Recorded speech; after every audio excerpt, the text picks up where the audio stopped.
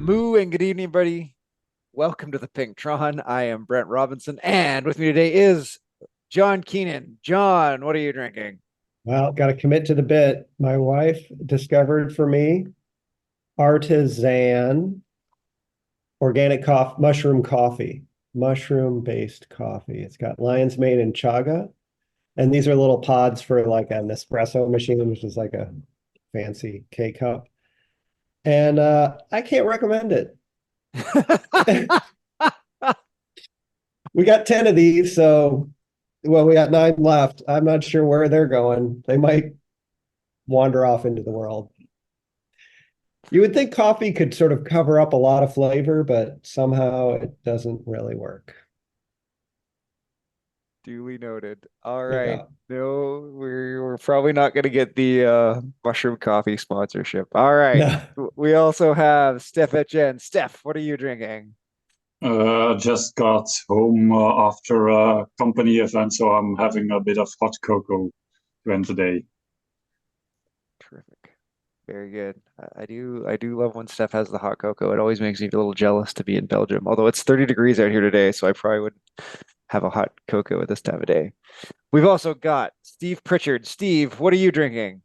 Well, I had to play a bit of drink bingo tonight, so I forgot to put something in the fridge in preparation. So quickly rammed 2 drinks in the freezer, neither of which appear to be cold enough yet. But you've got to do the bit. So I've gone with the BrewDog Hazy Jane IPA, which I think would be the nicer of the 2 drinks I'd selected to have slightly too warm, and I was right. Slightly too warm. Oh, it didn't get in the fridge long enough, eh? Yeah. Ah. And we also have Sean Fogenberg. Sean, what are you drinking? I've been drinking a lot of my own post-nasal drip for the last couple of days. Um, so maybe I should be drinking NyQuil, but I have a Odyssey mushroom elixir, passion fruit, orange guava. So yeah, getting through it. That I, was I entirely generally inappropriate. I generally thought tequila used to do me quite well when I had that kind of like sweaty nasal stuff going on. So maybe go for that. Maybe, yeah. Anything's worth a shot once. I've got a peach bubbly sparkling water. I don't, do you guys have bubbly brand sparkling water where you guys are at? I think it's fairly ubiquitous in 2024. So anyway, it's very nice. Reminds me of the Okanagan, which I did not get to this summer, but c'est la vie. Goodbye, farewell to Penticton Ironman, the last ever, well, maybe never say never, Ironman Canada in Penticton. It is officially shut down after this year. And in true fashion, they canceled the swim. It Yeah, was it was too too cold, warm, too cold. too cold. Lake Okanagan, which like it's 40 degrees there all summer, was too cold for swimming. It was down to like sub 12 degrees Celsius in the water, and they Hmm. canceled the swim and ran it as a like I think they just did time trial off the bike basically. So it wasn't even a true duathlon. It was just a bike and a run. And so Oh, because they didn't want to that's mass start the bike ride. Right. yeah, it's supposed to be non-draft, right? So if you leave, Yeah. you send off 1,200 people on a bike, it's going to be awfully tricky to get them separated in a non-draft in any Yeah. reasonable fashion. So, um, yeah, it's a bit of a sad thing in these parts. The boomer in me is asking like, what the people can't swim in cold water nowadays?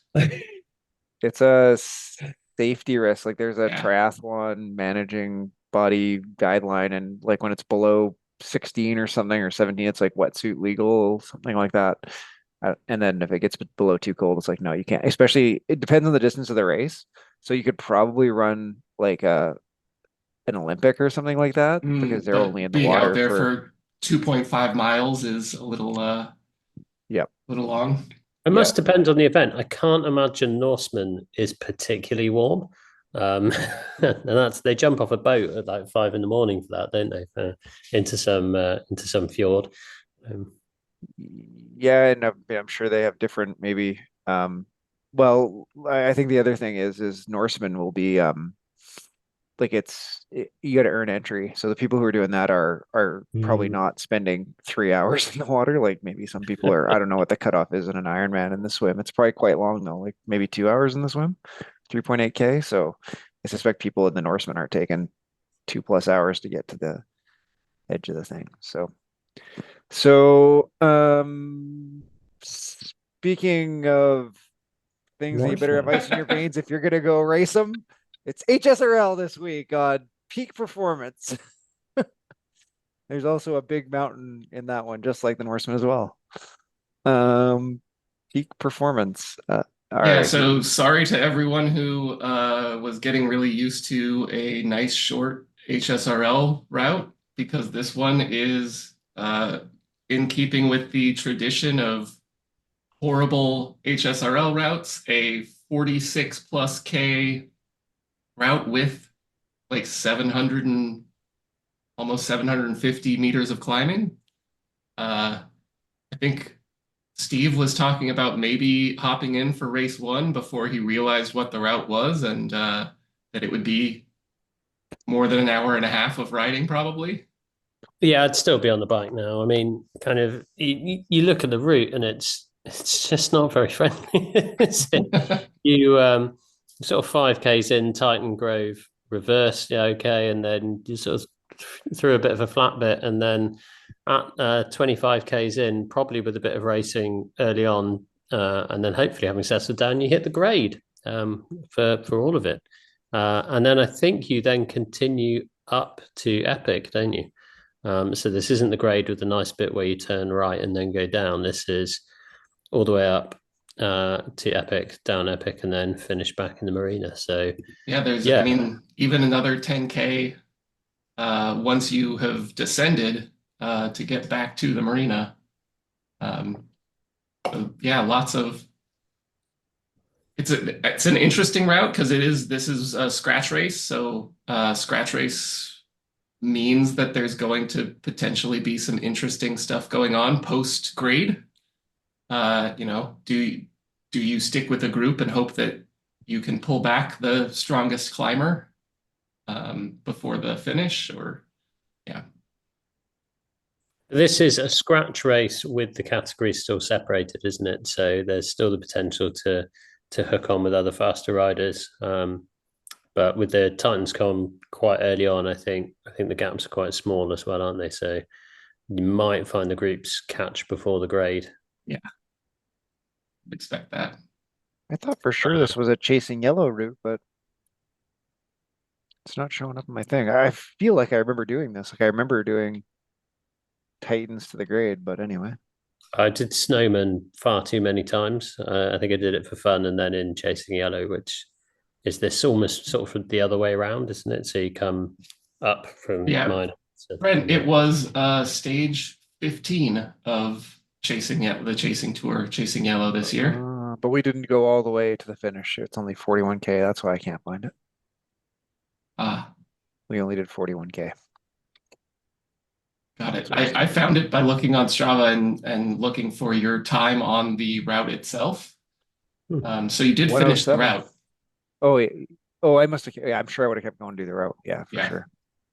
But based on that, it does look like it might be reasonable to get it done in sub an hour and a half. Brent did it in 1:17. So yeah, it's still going to be a long ride. Yeah, there's only a handful of the season Ds who are like for 41K in that race who are up into the 115, 120 mark. So for another 5K, probably get her done in 130, most people. Yep. Good. All right. I'll be picking the bike with the comfiest saddle, I think, for that one, whichever that is. I don't know if we can upgrade that yet, but more on that later. We're going to mix things up a bit, aren't we, Brent? We decided to sort of be a bit playful, mix things up. So yeah, hit us up in the comments or DMs, etc. If you don't like it, all 10 people that listen.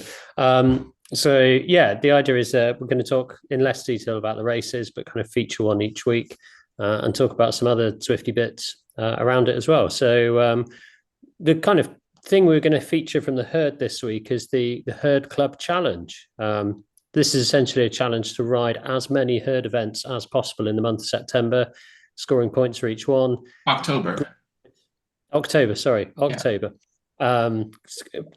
points, group rides for events. There's not really a leaderboard. Well, there's not really a leaderboard per event, or GC, so to speak of, but there are points for events, and I think those are all being totted up, aren't they?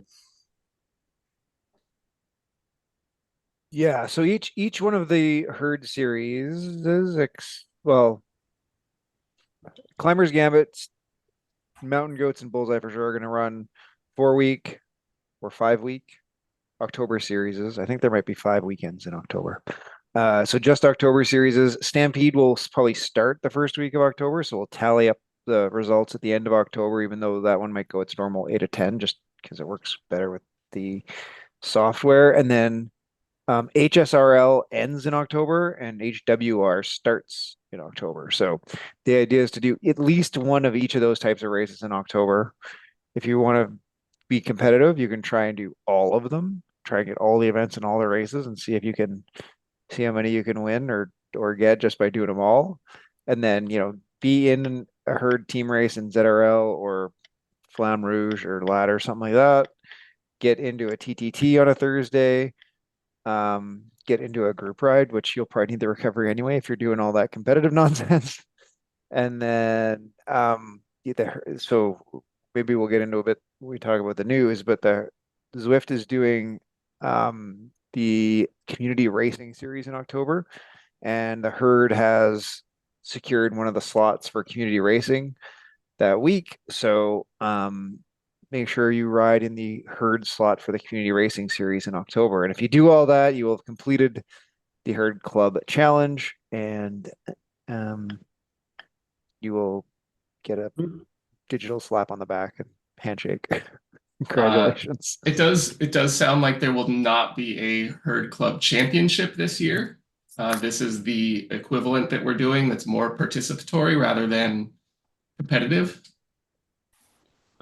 Yeah, there was just too many scheduling challenges, too many different things bumping up against each other to try and fit one in between ZRL and other stuff. So we're putting this in anyway. So it should be a good kickstart, right? That's the start of sort of Zwifty season for us Northern Hemisphere folks. So just kind of get you a bit of a butt kick to get back into the Zwift habit. And to be fair, it's actually I think the for a lot of us, the big kickstart is going to be this coming Tuesday when the new ZRL season starts. I do know that the numbers have been relatively lower relative to some previous years, trying to get numbers for teams. If you're interested and never saw those the posts and you're still interested in writing, I would say get your interest in and noted. But I do think that at least this first series is going to be harder to get numbers. I was, at least in the America's East Seas, the numbers were quite a bit down, but I know a lot of those people were just saying they were going to sit out Series 1. Yeah, and there was a big, I know Martin from WTRL had posted, the numbers went up something like 25 or 30% when they got Series 2 last time around. So yeah, it's a good way to work out the kinks. The first what is a scratch race, and I can't even remember which race it's on, but I guess I should probably figure that out. It's a TTT. I was about to say, isn't it a TTT? Oh, there you go. Yeah, TTT on Douce France. I'm sitting it out because I don't really like TTTs. Yeah. This one. But I guess it makes sense, doesn't it? I mean, don't know is where you folks are, but in the UK, it's pretty good riding through till October, normally outdoors. So probably get that draft of people coming inside. Honestly, here the good outdoor riding starts in October. Yeah. It was 105 yesterday, 40 degrees. So there is an upside of being an indoor mostly indoor rider in the summer here. Yeah, October is definitely outdoor riding season here. September's a little early, but it's anyway, I mean, like I said, lots of people are doing it. Doesn't hurt to get in. And if you're interested, if you ever want to go get in, there's definitely the registration doesn't end till the 9th. So like even if more people sign up, we might be able to finagle some different teams and Could stuff even like that. get I know another there's team, yeah. yeah, there's a few that are kind of right on the edge. Like I know I race at America's East and we're right up and there might be an opportunity to get like in central team or something like that in. So Yeah, you got but it, because I think your team has like a full 12 Bs, right? Or something like that. Yeah. yep, we're right up to the limit. So um if 5 or 6 people came in, we'd probably be able to split her up to people who could do the other time zones. So yeah, it's the notwithstanding it's 30 degrees there and 100 degrees where Sean is, it does cool off at night. The leaves are starting to change color. You guys starting, I don't know if in other parts of the world they're starting to get that too, but it is feeling that Zwiftiness for sure. Yeah, I had a friend tell me the other day that it's fall now, and I was like, it's 105 degrees. What are you talking about? It was like, yeah, but it's about the light. It's the light is different. Like it's fall now. I think Okay. that's just wildfires he's talking Yeah. about. Good. So Well, I think should you we can just work out. We know more about ZRL and when fall is than we do about the Herd Club Challenge there. But check out Mark John's post. He explains it in lots of detail. And if you don't feel tired after reading it, go do the events. I'm going to steal your joke shamelessly there, Brent. it's all good. It's there for the taking. We should just let's just quickly Do run you down actually, Brent, do you know what the community takeover race is going to be for the herd? oh, Has it not been announced? I think it's just the HSRL though. Let me just see. Uh, Yeah, Mark says it's expected to be towards the end of October. So I don't know if we'll So it watch might this. be like HWR or yeah. yeah.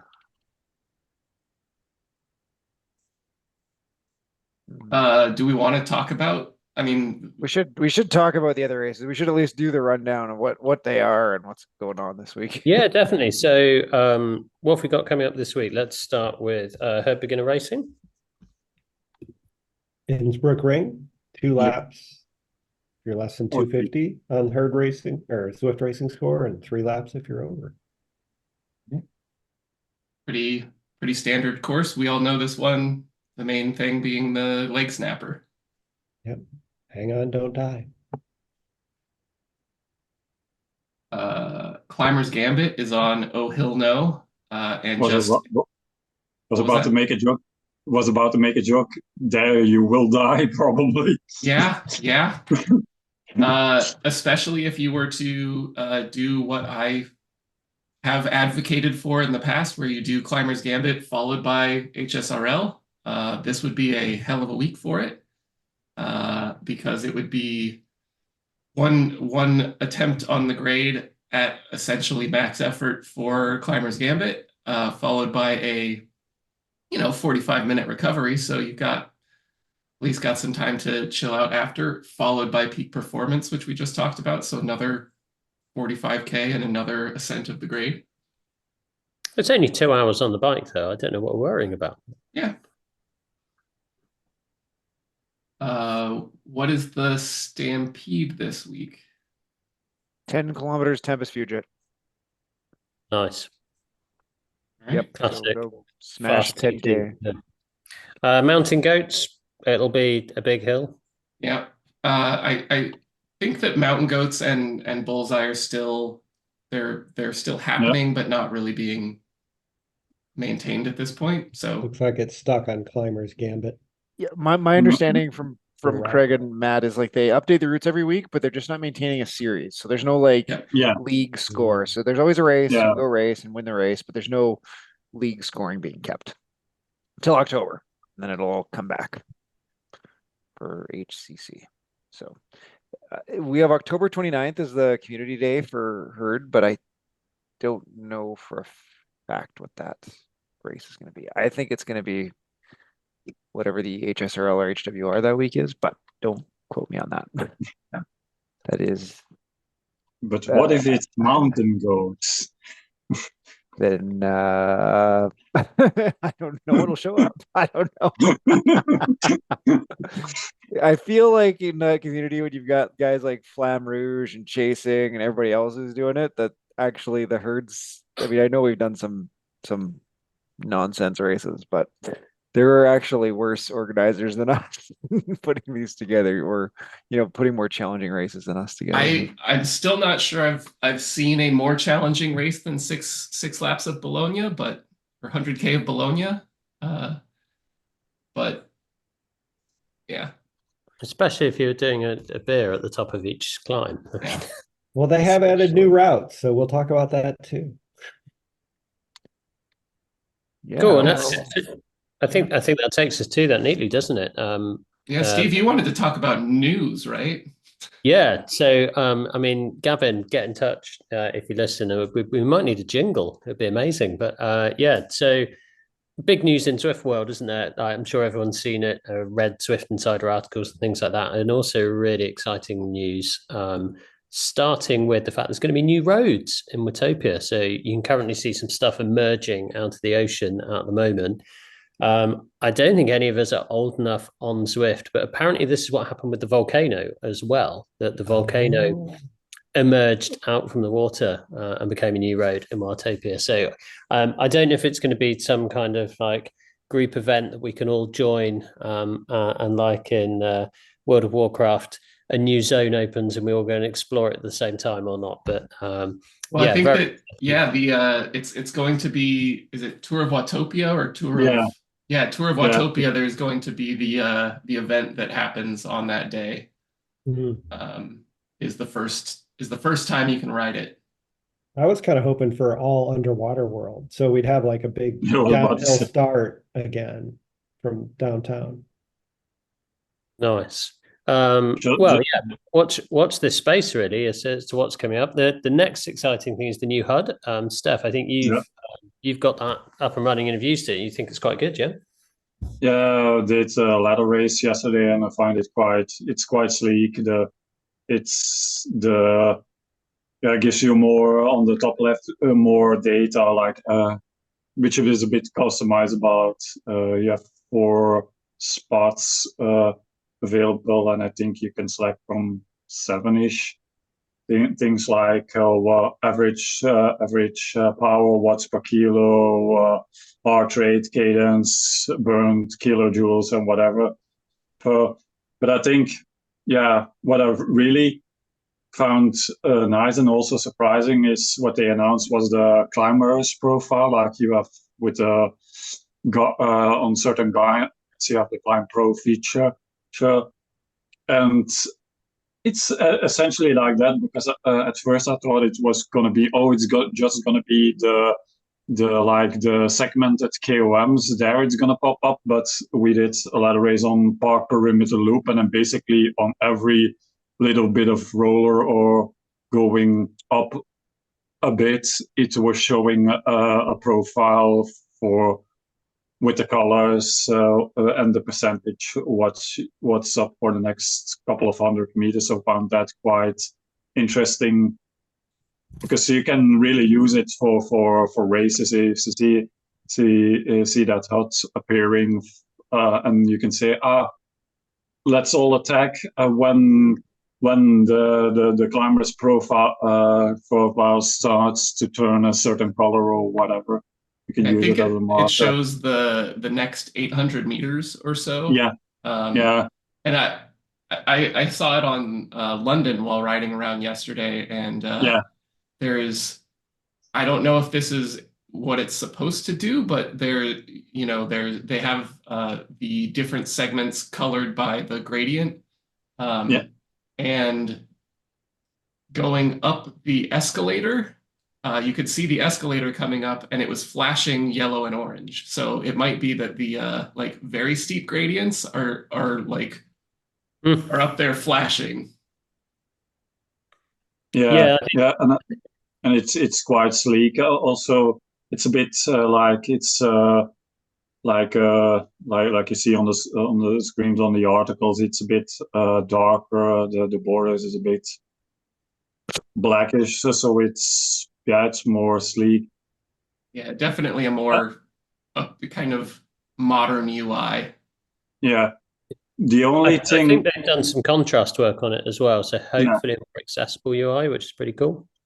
yeah, the only thing, and I thought that was going to implement it. It was also like when you do a certain route, would show you the profile of that route on the mini map and not the standard what it does now, the standard world view when you do, for instance, I don't know, RGV. It only shows the RGV zone. Well, it has been for quite a while. It shows you France and Van Top, which isn't very useful, but I don't think it still seems to me that that's the same. Maybe they will change it, but Yeah, so that's the only negative point I would say that hasn't been changed yet. in the which could Zwift be Insider useful. article for the new update, it does say Zwift tells us this is still in the works and will be released in the next few weeks. It still just needs a little bit more polish. Okay. So- Okay. So it's TBD or TB Coming soon. to be announced. Yeah. TBA. But Yeah, it I is think- nice that they decided to, okay, we're not just going to wait until we have that when we have the rest of this HUD ready. Yeah, that's true. Yeah, I think having the watts per kilo and watts displayed at the same time, certainly watts per kilo in a consistent place is going to be super helpful. I mean, I don't know about you folks, I use that a lot when I'm racing, is watts per kilo, and having to scan that right-hand side for my name and what I'm doing. Because I have the phone usually to one side, because I'm using Zwift Play now. I know you can tap on the companion app and see it there, but that's going to make that number more accessible, which is good for racing. And I think the climb profile is just brilliant. That's going to be a game changer, I think. Instead of take take up up a lot of average real estate. power, is that 3-second average power or average power since the start of the event? It's since the For your start. entire segments, yeah. That's a big game changer too, I think. Yeah. Yeah. For something That's like Climbers interesting. Gambit. That's interesting, John, because that's one that I can't see a use on until Brent disagreed with me on some of the racing stuff. It's one I can't see a use for when I'm racing. I think it's really good for workouts, maybe, but kind of average powers for me is the least important stat when I'm on a race. Yeah. Especially Kind of since keep it as low as possible. since they don't have it by lap. You can't start a lap Yeah, I and was then about to have the say. average power for a lap. Yeah.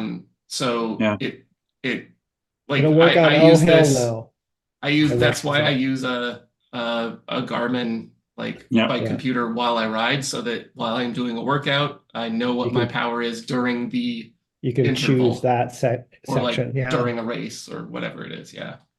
Yeah, it would be nice, but that's even more big work. Like you do on that you need to do laps and have that shown. But I had it on my race for just for seeing how what the average power output was during the race, just as a metric. But yeah, it's indeed, if you do like a scratch race, it's not really that big of an import. Also, quick remark, which might depending might be interesting if you're doing like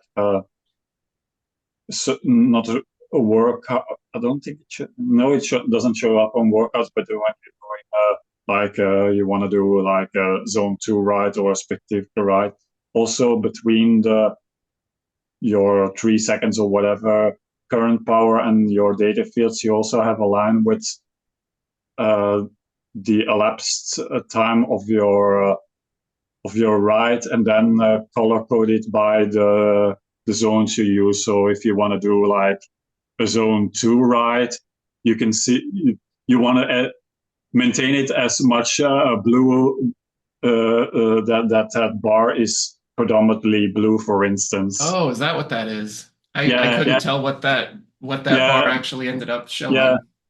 Yeah, Cool. and I think also because I saw it during the race when you do a certain power outputs, it highlights the kind of the zone you are in. You Yeah. should normally know it, but when you're, for instance, in your zone 2 bar, it will go to highlight your blue section of that bar. But that's it. Basically when you enter your ride and you look at Garmin where your distribution of zones is, that's that in real data during the ride. So does I do that think replace the little thing at the bottom of the screen that used to show you all that? no, it's still You there. still get that instantaneous. Yeah. Yeah, that's the instantaneous, but this is a cumulative of what's All the shown whole race. Okay. on the bottom. I have seen something. It is funny that so I am very positive about the UI. I like it a lot. I do think that it's funny the how excited we all have gotten about them implementing basically the cheapest AliExpress bike computer up on the top corner. Yeah. Like Yeah. it's the like absolute lowest level bike computer you could get. Yeah. So still some upside if they wanted to integrate more interesting stuff like we talked about. You can't do laps, you can't whatever. But I would give them a problem. I would call it the basic bike computer, because that's basically shows you what's on top. Basically, your I don't think the basic computers tells you anything about power or cadence or burns kilojoules. But yeah, it's a basic, and it's like I said, it's 4 fields, and you have basically a selection of seven data fields. So it's not the biggest thing, but it's an improvement. But yeah. I think you're right there, And Sean. like- I mean, it is quite a basic thing, but I think the reason we're excited about this is it gives you the 4 things, or I would say the 4 things you really care about, which is going to be like, for me, is going to be power, watts per kilogram, heart rate, and cadence, like all in one place where I can look at them and say, like, glance quickly and get all of that information together. Now that was on screen before, but you were having to look around, maybe look at a peripheral device to get that information. And now quick glance, look at that, and then back to making sure that you're stuck on the wheel of the person that you want to be bowsering the hell out of during a race, isn't it? So, and I think the climb profile's super cool as well. Some quick other things, because I know there's 2 other things that I think people have got views on, which will be exciting to hear. There's some new challenges. You're going to be auto signed up for the Everest challenge. So a lot of people, myself included, didn't do the Everest challenge as the first thing they did. So didn't get the pink Tron as quickly as they could have done. Racing Score is going to be deployed pretty soon as well. I think we talked a lot about Racing Score. I think when that's deployed, we'll talk about it a bit more. But Sean, you've got your hand up.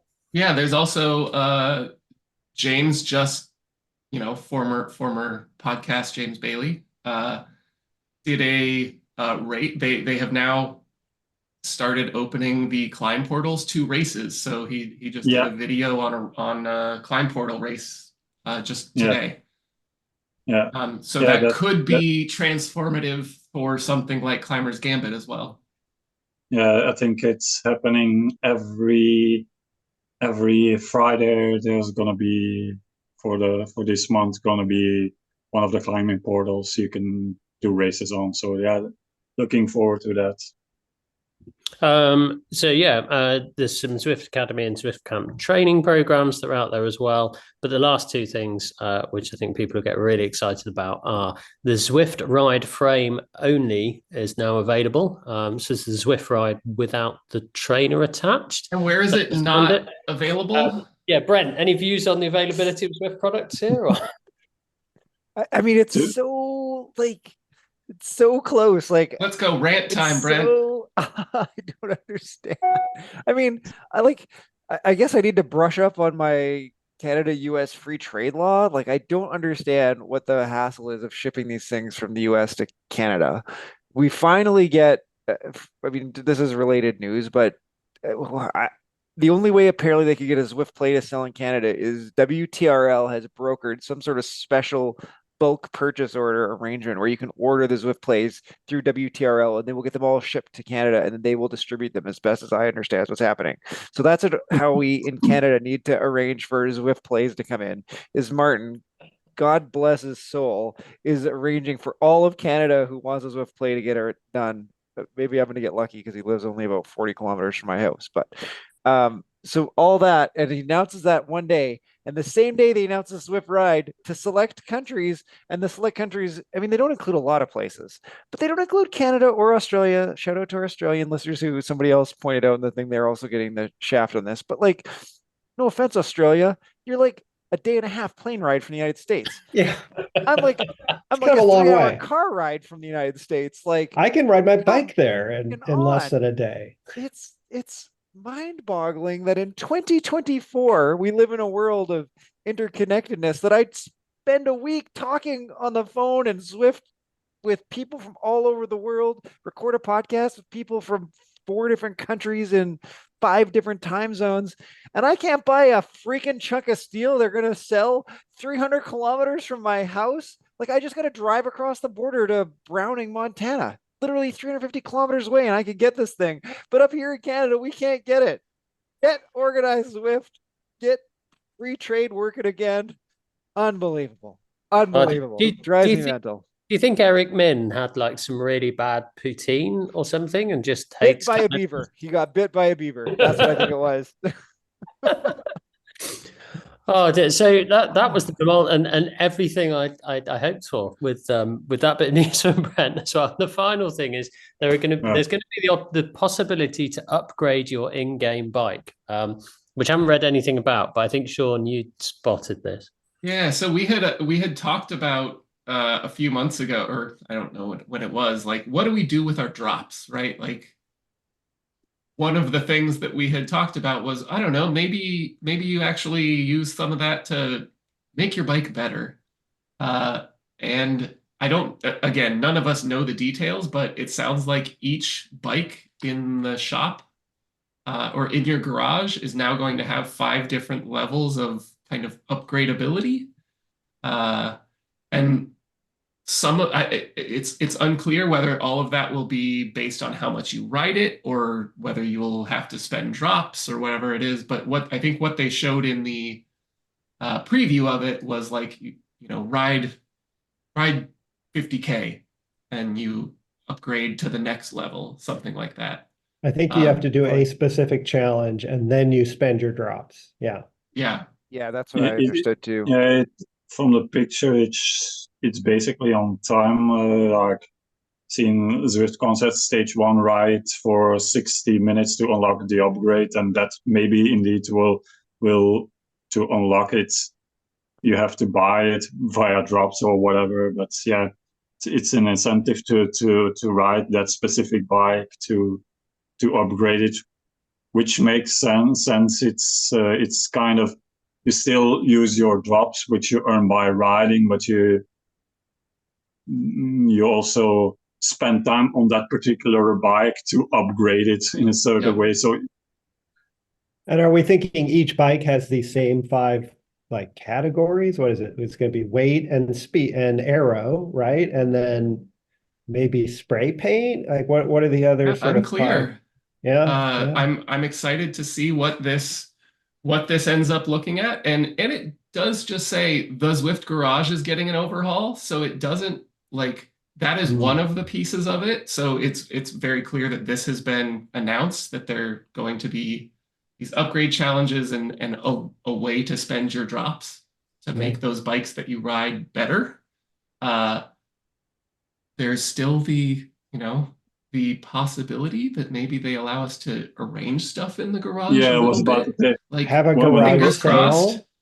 I don't think that you're going to want to do the garage sale, because the other thing that they announced was Halo bikes per brand, where I think that it's like, if you have all of the bikes of a particular brand, you get another bike.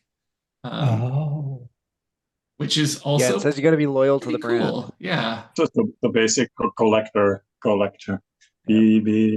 certain collector of every bike, and you get an additional one. It doesn't Yeah. necessarily mean that you get a good bike, because the thing that they showed for that was the Pinarello that is the really slow old TT bike. But it's a really cool legendary looking bike. old TT bike. Yeah, love it. I want that bike.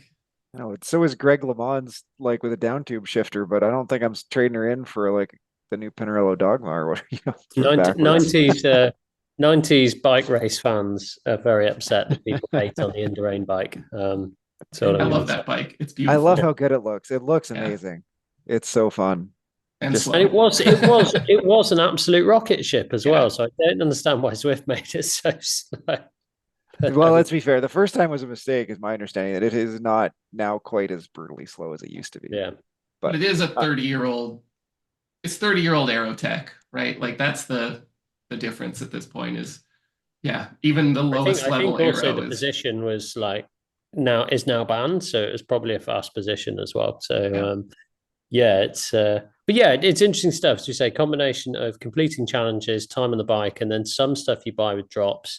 Two of the pictures say get the next upgrade, and one of them says reduce the weight by 100 grams. So kind of it's indicating that one of the upgrades is going to be a weight saving. I don't know what this is going to mean for podcasts like us, who spent far too much time talking about the optimal bike choice for a race, or websites like Eric Zwift Insider, who like charts out all the different bikes. So is the level 4 Tron going to be better than the level 2 Canyon Aero? Like, Yeah. I like that it's going to be way more random. Like, who knows? Like, you could at least, like, it's not so obvious now what the optimal choices are. You can play with different things. I mean, is a level 5 Canyon Aero better than a Tron, like a basic Tron?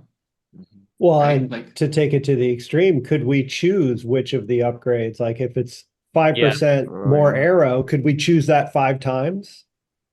This is where I'd go with it, John. So if I'm like, I play a lot of computer games and into that sort of that world, but this is where I'd have the ability to like customize as well. So if you like fully pump up your stats in one area, like so you could make a super fast bike by choosing the aero and CDA reduction upgrades, but it's shit up hills. Yeah. Well, right. Does it nerf it somewhere else? Right. Does it make it heavier when you do the aero upgrades? So many questions. That's what I was going to point out to you, Steve, is that this upgrade thing is very video game. Like even though like you upgrade it more by using it. I mean, that's straight out of like, well, I don't know who the first one was, but it's definitely like Bethesda software game, right? Like the more you swing an axe, the more your axe skill, one hand blade skill, Bethesda softworks geeks, gets better. All that kind of stuff. Yeah, you have that. It's basically if you play any MMO professions or whatever, you do a certain thing for a certain time, you get upgraded. And like you said, when we were talking about this level 4 bike is better than that level 5 bike, that's basically min-maxing in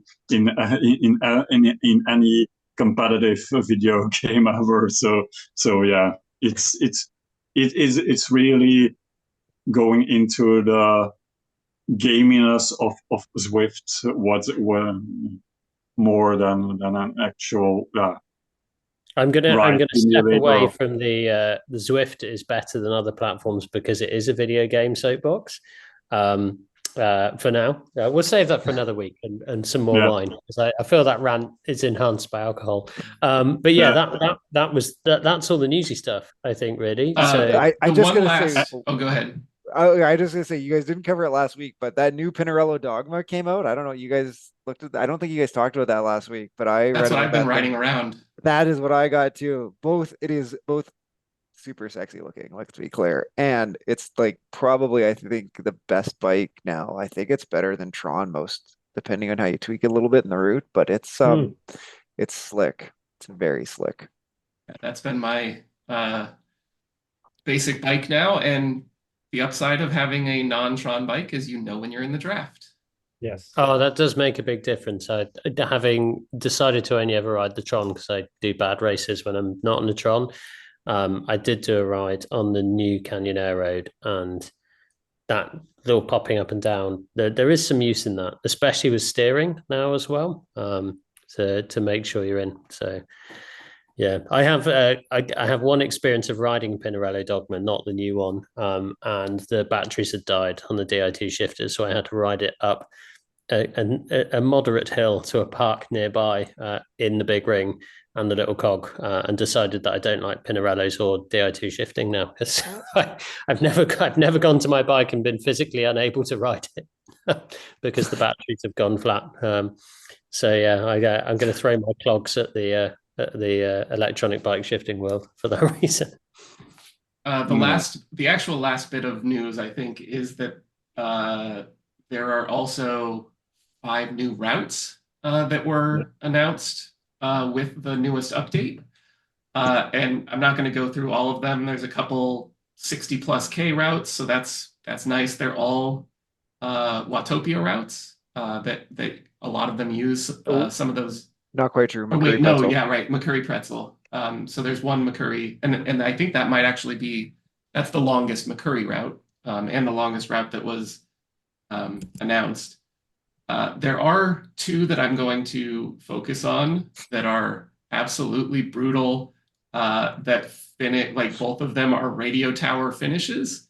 So there's Radio Rendezvous, which is a short 20.5K route with essentially 750 meters of elevation.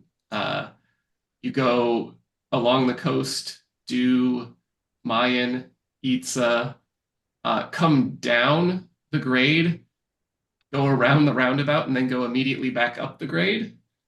So you don't do the turn left and go up the top half of the grade. You turn right and then do the full grade, up the rest of Epic and up Radio Tower. So that's a mean route that is pretty much all uphill. And I assume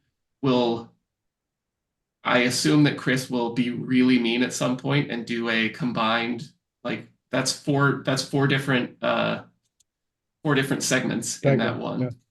Yeah. I think we will be safe because there are 2 sprints at the start, and I think Chris said you can't do a route with sprints on it. Oh, you can, but it combines all of the times of all of the segments, but I don't think for a route like that, I don't think that that those 30 seconds or so are going to really change the standings. But the other one is going to be used in the Zwift World Series as the kind of queen stage of that. And it is 45K, 1,500 meters of elevation. It is called Power to the Tower and does Epic. Then you descend, you do the grade and go up to the top of Epic. Then you do the other side of Epic. Then you finish on the Radio Tower. And we had, this was one of the routes that when this got announced, we were like, so there's 3 different ways up Epic now. This is the route that does all 3 and is going to be absolutely brutal. First comment from me, I formally like to apologize when we did the route selection, because I think some person at Swift HQ might have been listening and taken a playbook out of my stupid suggestions. Also, I think Brent just realized that Radio Tower is now a segment. It's been a segment for a few months, but yeah, since they put in the grade, apparently it says, but oops. It's just we haven't used it because it's hard to get there. Well, there was really only one route that went up it, I think, before, right? Was it just Mountain Route was the only one that actually went there on the pre-programmed route? And in a shocking turn of events, I never voluntarily hit the turn. Yeah. Power to the Tower is just horrific as well, isn't it? So Epic reverse down the grade to go back up the grade, to then do go round the arena, to then go up Epic forwards and finish up Radio Tower is, I mean, that finish up Radio Tower could take half an hour. I am reminded of my first Zwift experience. I rode some route, then my wife wanted to ride a route, so she thought I really like the name of this one, Fire and Ice. And she's like, oh, look, you're starting this volcano. And then she's like a third of the way up the Alp and she like comes upstairs and says, can you help me? I'm like, this is like a really big hill. And so I rode for another 20, 30 minutes. And then we got my daughter to ride for 30 minutes. And then my wife came back in. So between the three of us, we finished the route as her first ride on Zwift. Oh my God, that's amazing. Yeah. Group an excellent take on group efforts, Yeah. working as a team. I love that because it also does shine a light on the deficiencies in the past. I think a lot of this has been fixed, but the deficiencies in the user experience for new writers, because it's like there was nothing that was like, this is going to suck. Yeah, I didn't even know it was called Alp to Zwift at the time. I'm just riding and looking at the profile going, this is really long.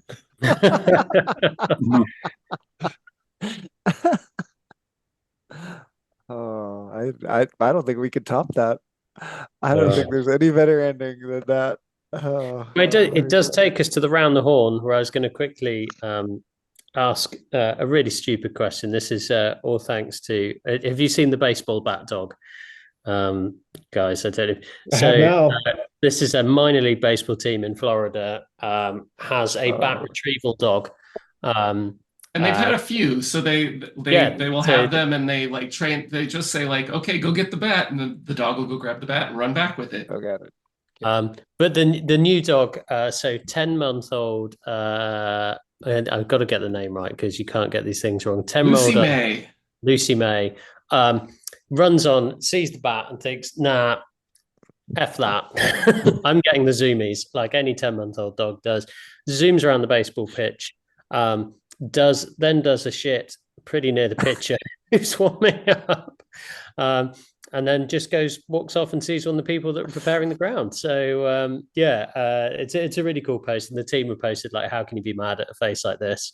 We're definitely keeping this dog on. But it made me think, like, we're Zwifting. We all know Matt once famously called for his mum to help him to fix his gears.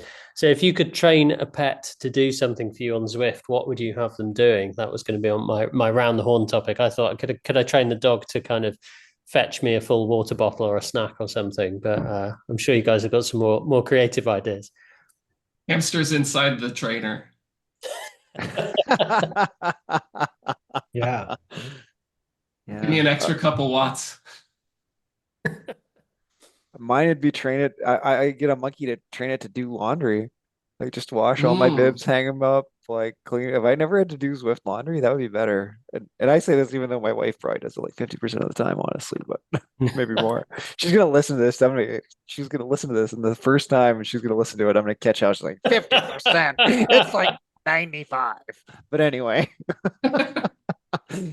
I just the bibs to do laundry, especially when you're doing like those ones that are every day for a month, like it's just oppressive. I have cats, so I don't think you can't train cats. Not with that attitude. They do their own thing. Yeah. Need a Mr. Fogger. I think. I mean, your cat will probably just sit on the mat near you, looking judgmental, like you're not trying hard. There's that. Yeah. I mean, you can train them to an extent, but really the only training is this is where the treats are given. So I'm going to stand here until the treats are given. They get a cat to go to litter box. That's about it for a cat. Yeah. If I don't know, can you train like a bird to like turn on the computer, like set it all up and have it all ready to go, like rock in and it's all That's ready true. to roll? If I could get an animal to log me into Climbers Gambit races that I'm going to be a little late for, that would be or to like actually just get me into a ZRL, like into the pens in time. Yeah, I like the water bottle idea. Retrieving a water bottle. I've done 2 or 3 rides in the last few weeks where I just completely forgot to get a water bottle. I don't know what's going on. I need to get the checklist going again.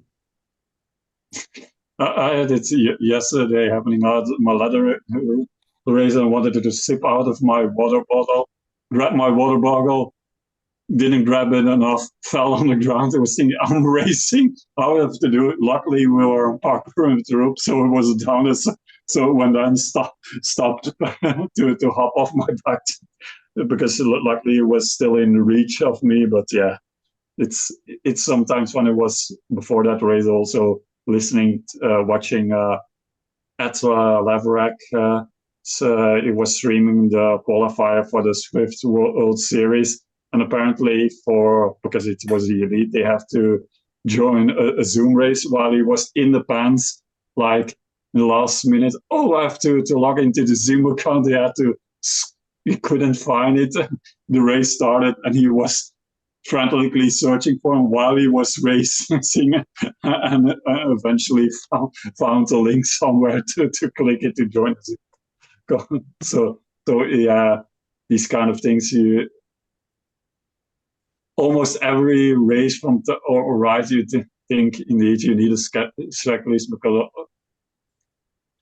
every, like, a lot of rides you're thinking, I forgot my towel, I forgot this, oh no, I forgot, like we discussed I think last week, oh, I didn't put my fan on, and I'm racing, and I don't have a automatic turn on button. So yeah.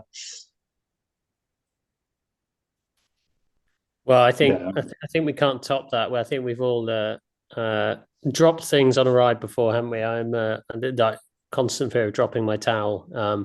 And I think it's so dependent on the route as well, isn't it? There's some routes where like it's absolutely not a problem, and other routes where like this is just 20 minutes of like pain now, isn't it? So yeah, probably that would get my winning vote anyway. Good stuff. Good stuff. I think with that note, we will say thank you to Steve Pritchard. Thank you to Steph Etienne. Thank you to John Keenan. Thank you to Sean Fogenberg. Thank you to everybody listening at home. Thank you to everyone doing their Zwift races and doing all the herd races. We'll see you out there. We'll see you at ZRL on Tuesday. Moo and good night.